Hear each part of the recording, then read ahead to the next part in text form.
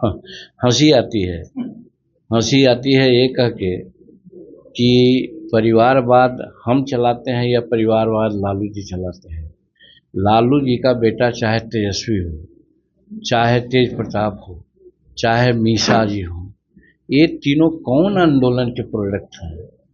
कितने जन समस्याओं के लिए उन्होंने लड़ाई की और जेल गए और उनको थोप दिया गया। उनके पिता मुख्यमंत्री रहे, माता मुख्यमंत्री रहे, तो आज मंत्री बन गए, एमएलए बन गए, डिप्टी चीफ मिनिस्टर बन गए, राज्यसभा लोकसभा के मेंबर हो गए। तो परिवारवाद इसको कहते हैं। परिवारवाद उसको नहीं कहते हैं कि जो बचपन से जन संपर्क में रहा हो।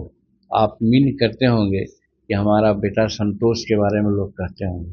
संतोष मिडिल पास नहीं है। संतोष एमए है, पीएचडी है, नेट किया हुआ है, जिसके बदौलत आज गया कॉलेज में प्रोफेसर भी है। और ये नहीं कि वो एमएलसी है तो उसको कोई ज़्यादा लाभ मिल रहा है। आज प्रोफेसर है, इसको 2.5 लाख रुपया सालाना महीना मिल सकता है, और वहाँ क्या है 1.5 लाख रुपया मिलता है। लेकिन जन सेवा के लिए आज नहीं, शुरू से ही जब उसने होश संभाला, जब कॉलेज की शिक्षा प्राप्त किया, उसके बाद वो जानते हैं कहाँ काम किया? यूनिसेफ में काम किया था। यूनिसेफ में एक प्रखंड का प्रभारी रहा। उसके बाद वो औरंगाबाद का प्रभारी था, काम कर रहा था। ये जो बिजली का पोल है और तार है, उस पर चढ़ करके वो यूनिसेफ का स्टिकर साटता था, और कहीं नहीं ये कहता था कि मेरे पिताजी मंत्री हैं, ये क्या है। क्योंकि उसके बारे में हमको पता है कि जब क्रोन जो होता है, स्टेट मालिक होता है यूनिसेफ का, और हम डिप्टी मिनिस्टर थे वेलफेयर का, तो मेरे पास आया हुआ था। उस समय संतोष बैठा हुआ था।